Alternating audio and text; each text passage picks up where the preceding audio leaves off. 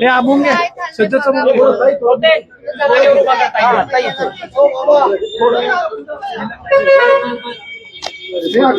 काय बोल ना ते तुम्ही बोल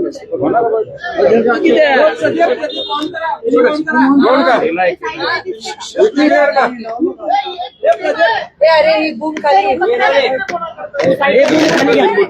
हे पण खाली घ्या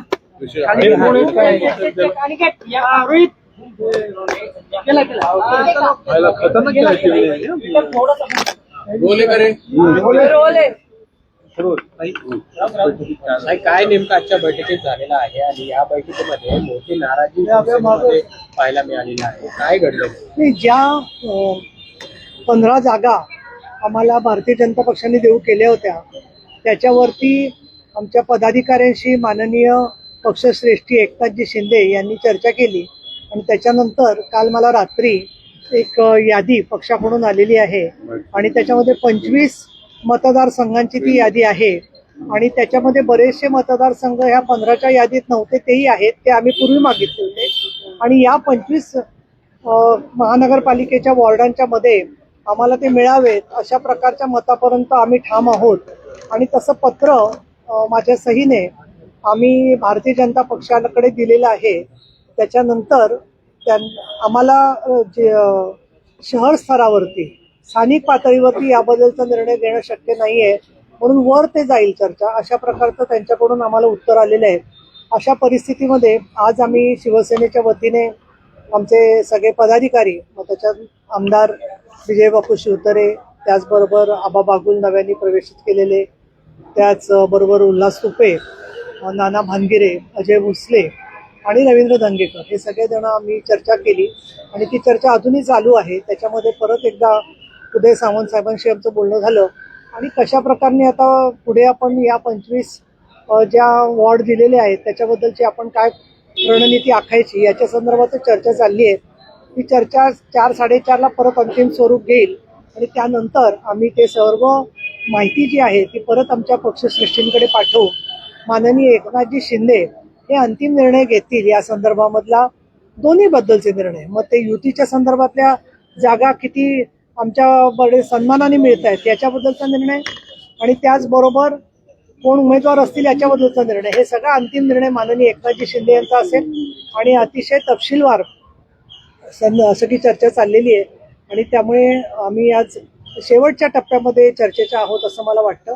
त्यामुळे आजची जी पत्रकारांशी संवाद जो आहे तो मुख्यतः याच विषयावरती आहे आणि बाकीचं काही अजून राहिले असतील निर्णय तर त्याच्याबद्दलचा अपडेट आम्ही 4:30 किंवा 5:30-6 नंतर संध्याकाळी तुम्हाला करू. चर्चा सकारात्मक सुरू आहे की तुटण्याचे तगरपूर आहे? कारण नाना भानगिरे जाताना अक्षरशः नाराज होऊन गेले, उद्विग्न होऊन गेले. त्यांच्यात आणि शिवतारेंमध्ये काहीतरी आतमध्ये वादावादी झाली शाब्दिक आणि नेमकं ते म्हणे युती तुटणार आता नेमकं काय? नाही, ते आले आणि आल्याबरोबरच त्यांना काही फोन आला आणि त्याच्यानंतर ते तातडीचा काही निरोप आला म्हणून निघून गेले आणि त्याच्यामुळे मला कल्पना नाही की ते तुमच्याशी काय बोललेले आहेत. परंतु नाना भानगिरे हे पक्षाचे जबाबदार कार्यकर्ते आहेत, त्यांनी खूप विकासाचं काम केलेलं आहे. त्यामुळे त्यांचा काही गैरसमज झाला असेल तर तो जरूर दूर होईल असं मला वाटतं. गैरसमज झाला का त्यांचा? नाही, ते बोलतील ना. आता आम्हाला त्याच्या संदर्भात काही मी भाष्य करणार नाही कारण बैठकीमध्ये बाकीची चर्चा सगळी झालेली आहे. त्यांना काही तातडीचा फोन आल्यामुळे ते निघून गेले, त्यामुळे ते तुमच्या समोर होते आणि ते काय बोलले असतील तर ते त्यांची जबाबदारी. 25 जागा दिल्या नाही तर शिवसेनेचा स्टँड काय असणार? हा सगळा स्टँड जो आहे तो आमचे पक्षनेते आणि मुख्य नेते उपमुख्यमंत्री एकनाथजी शिंदे यांची जी फडणवीस साहेबांशी चर्चा होईल त्यानुसार ते आम्हाला मार्गदर्शन करतील आणि त्यानुसार तो ठरेल. दादा सोबत जाणार का? कारण उदय सामंतांचं त्यांचं फोनवर बोलणं झालं अशी माहिती आहे. तुमच्याकडे जी माहिती आहे उदय सामंत त्यांचं फोनवर बोलणं झालेलं आहे त्याबद्दलची कुठलीही माहिती आमच्याकडे नाही आहे आणि त्यामुळे ती माहिती जिथून तुम्हाला मिळते ती मिळवा आणि मला सांगा जरा. रवींद्र धंगेकर पण बोलले की आमच्यासाठी तोही पर्याय खुला आहे. ते ठीक आहे. पक्षामध्ये सामंतांच्या ऑफिसकडनं पण याला पुष्टी भेटली आहे की आमचं बोलणं सुरू आहे. मग मी माझं जरा त्याबद्दलचं ज्ञान वाढवून घेते पण आता मी याच्यावर काहीच भाष्य करणार नाही. काही 10 जागा ज्या आहेत त्या भाजपकडून वाढवून मिळतील अशी अपेक्षा आहे का?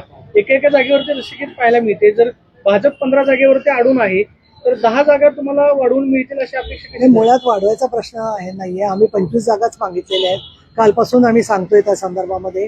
त्यामुळे मुळामधलं त्यांनी जे गृहीत धरलेलं आहे त्याच्यामध्ये त्यांना बदल करणं अपेक्षित आहे आणि महायुती टिकवण्याची जबाबदारी ही सर्व घटक पक्षांवर आहे आणि त्यामुळे भारतीय जनता पक्ष या संदर्भात स्वतः निर्णय घेईल वरिष्ठ स्तरावरची अशी आम्हाला अपेक्षा आहे. भाजप जास्त ताणून धरते असं वाटत नाही. 25 जागा भारतीय जनता पक्षावरती कोण ताणून धरते किंवा काय म्हणण्यापेक्षा आज आमच्या शिवसैनिकांची जी अपेक्षा आहे की सन्मानाने युती झाली पाहिजे ती पूर्ण करणं आणि चांगल्या उमेदवारांनी न्याय देऊन पुणे महानगरपालिकेमध्ये विकासाचं काम पुढे नेणं हे आमचा अग्रक्रम आहे आणि त्या दृष्टिकोनातून प्रत्येक पक्ष स्वतःची रणनीती जी आहे ती करत असतो. काही भाजपनं दंगेकरांना देखील आक्षेप घेतलाय तिकीट द्यायला, असं काही आहे? तिथं आज बैठकी झाली म्हणजे नाही, या संदर्भामध्ये भाजपने एक मला पाऊल काही मागे माहिती घेतलं असं म्हणता येईल. नाही दंगेकरांची आतापर्यंत जी चर्चा झाली त्याच्यामध्ये फक्त वॉर्ड कुठले त्याच्यावर चर्चा झालेली आहे.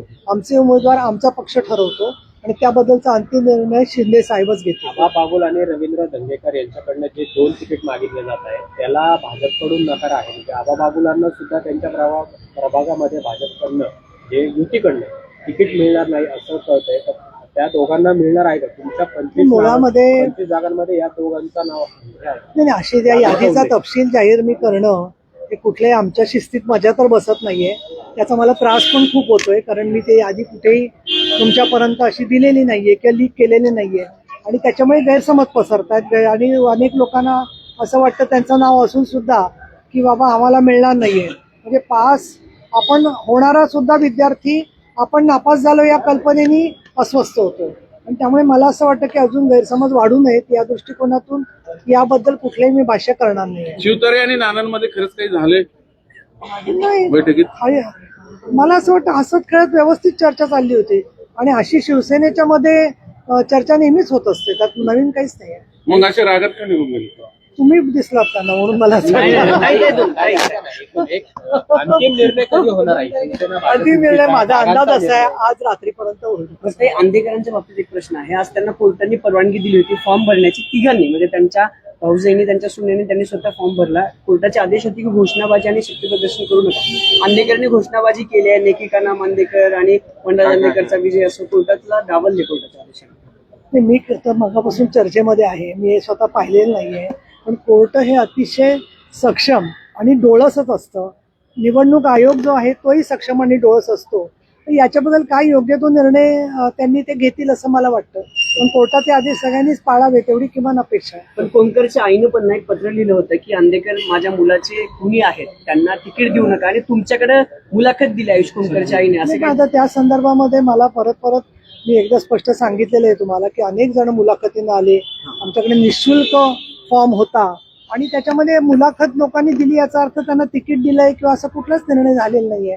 त्याच्यामुळे त्या संदर्भामध्ये तुम्हाला त्याच्याने काही टीआरपी मिळत असेल तर तो तुमचा प्रश्न आहे, परंतु तुम्ही काही त्याच्यावर उत्तर देऊ इच्छित नाही. अजितदादांसोबत जाण्यास अनुकूल आहे का तुम्ही पुण्यामध्ये? जर ते झाले नाही तर भाजपने सन्मानजनक जागा नाही दिल्या तर हा पर्याय खुला आहे का?